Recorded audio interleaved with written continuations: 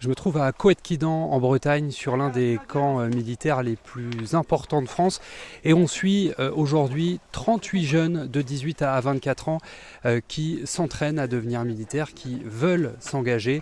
Ça fait maintenant 2 jours qu'ils sont en forêt. Des trucs que vous n'avez pas forcément l'habitude de faire, on est dans l'eau, dans la boue, il fait un peu froid, etc. C'est normal, l'objectif pour vous, c'est de vous dépasser individuellement et collectivement. Okay, c'est important de s'aider. Quand on voit son camarade en galère, eh ben on le laisse pas échouer bêtement. Okay. Très bien. La section regarde devant. On paie les rangs. Allez, boule de feu. Donc là on est en plein parcours d'obstacles dans la forêt. Allez gars, on souffle et on met du rythme. Allez, allez, allez, allez, allez. J'ai 18 ans. Je me sens fier d'être français, je me sens redevable envers mon pays et c'est l'envie de servir mon pays. J'aime bien la cohésion, l'esprit, j'aime bien la discipline. Donne ta main, donne ta main.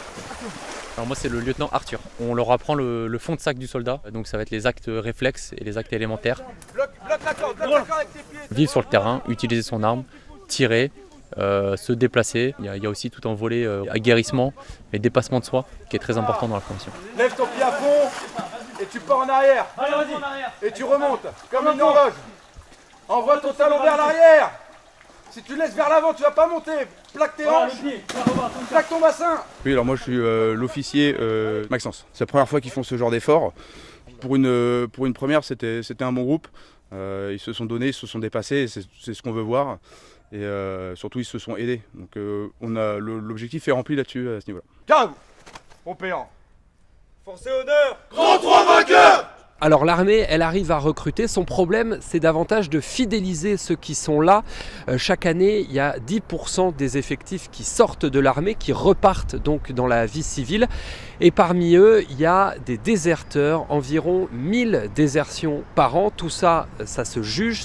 Et on se trouve ici au tribunal judiciaire de Paris, porte de Clichy, parce que chaque mois, il y a un tribunal militaire qui s'y tient et qui juge entre autres ces désertions. On va aller à la rencontre d'une avocate qui a donc des soldats qui ont décidé de déserter pour savoir un peu quelle est l'ampleur de ce phénomène et quelles sont les raisons de ces désertions. Élodie Maumont, avocat associé à MDMH Avocat, avocat spécialisé en droit pénal militaire. Pourquoi les gens quittent l'armée? Les gens que vous défendez, pourquoi ils partent de l'armée française?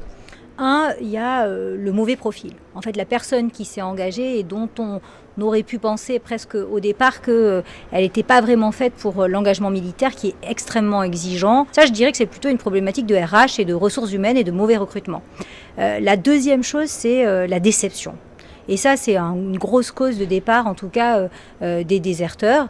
C'est l'inadéquation entre les espérances affichées, aller au combat, faire des OPEX, et puis finalement se retrouver en mission Vigipirate ou autre, et sur des fonctions non intervenantes, de pure, très utiles, mais qui pour eux peuvent leur faire perdre le sens. Pour tenter d'y remédier, l'armée, elle met le paquet sur 2 aspects. D'abord la rémunération, et puis une meilleure prise en compte de la vie de famille.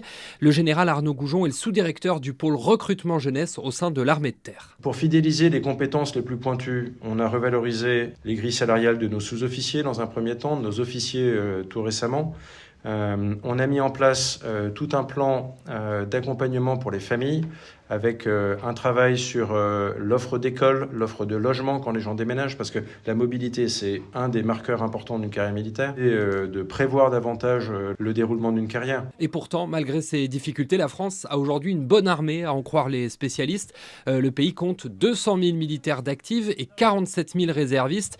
D'après Jean-Dominique Merchet, journaliste spécialiste des questions de défense, l'armée française est même l'une des meilleures en Europe, mais elle n'est pas encore capable de faire face à un conflit d'ampleur. Elle a à peu près tout ce que sait faire l'armée américaine, mais en beaucoup plus petit. Vraiment, on est à peu près présent dans tous les domaines et avec beaucoup de compétences. On sait à peu près tout faire, mais on ne sait pas le faire beaucoup et on ne sait pas le faire longtemps. La France doit donc continuer de recruter, mais aussi et surtout, elle doit massivement investir dans son stock de missiles et de munitions. Elle n'en a aujourd'hui pas assez, mais les investissements sont bien là. Tenez-vous bien, entre 2017 et 2030, le budget alloué à la défense aura doublé et dépassera les 67 milliards d'euros.